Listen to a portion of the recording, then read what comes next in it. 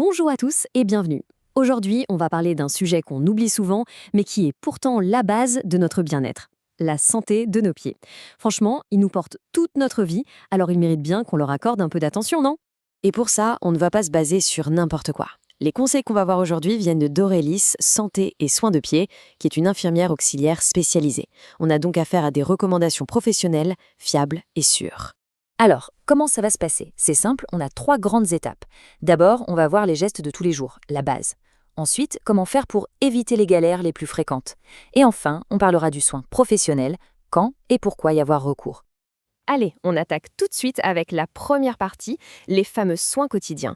Ce sont des petites habitudes toutes simples, mais qui, faites régulièrement, changent absolument tout pour la santé de nos pieds. En fait, il y a 2 gestes fondamentaux qui ressortent. Le premier, c'est l'hydratation. Une bonne crème, tous les jours, notamment sur les talons, ça évite la sécheresse et les crevasses. Et le deuxième, c'est l'hygiène, bien laver et, surtout, bien sécher, en insistant entre les orteils. C'est la meilleure barrière contre les mycoses. Et là, attention, un point super important. Il ne faut jamais, au grand jamais, mettre de crème entre les orteils. Pourquoi? Parce que l'humidité qui resterait coincée là, c'est le terrain de jeu idéal pour les infections. Donc on retient, cette zone doit rester propre et parfaitement sèche. Bon, maintenant qu'on a vu la routine de base, passons à la prévention.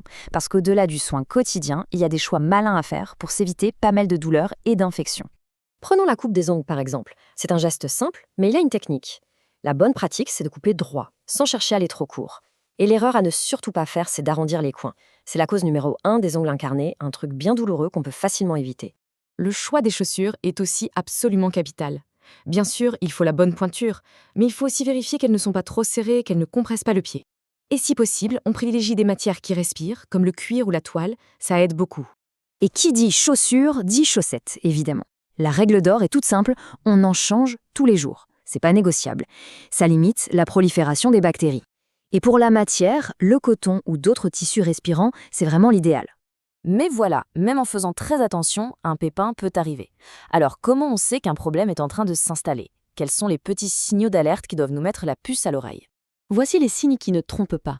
Une rougeur, une douleur même légère ou un gonflement. C'est un signe d'inflammation. Pareil si un ongle s'épaissit, change de couleur ou s'il y a une odeur inhabituelle. Bref, tout ça ce sont des petits drapeaux rouges. Et face à l'un de ces signes, le réflexe à avoir est très clair. On n'attend pas.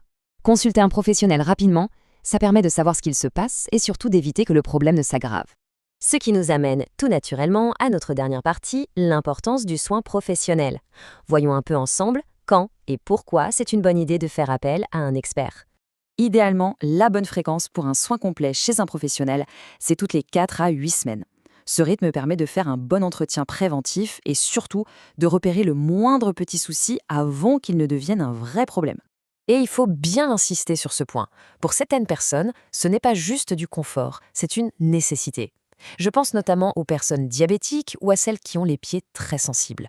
Pour elles, un suivi professionnel régulier fait vraiment partie de leur parcours de santé. Donc, si on devait résumer tout ça, la clé du succès, elle tient en 3 points. 1. Hydrater tous les jours. 2. Entretenir régulièrement. Et 3. Ne jamais hésiter à consulter un pro dès qu'on a un doute. C'est aussi simple que ça. On termine avec cette petite réflexion. On passe notre temps à s'occuper de notre visage, de nos cheveux, de notre alimentation, mais on oublie souvent nos fondations. Et si finalement, prendre soin de ses pieds, ce n'était pas juste un détail, mais peut-être le vrai point de départ pour se sentir bien dans tout son corps? C'est une question qui mérite qu'on y pense.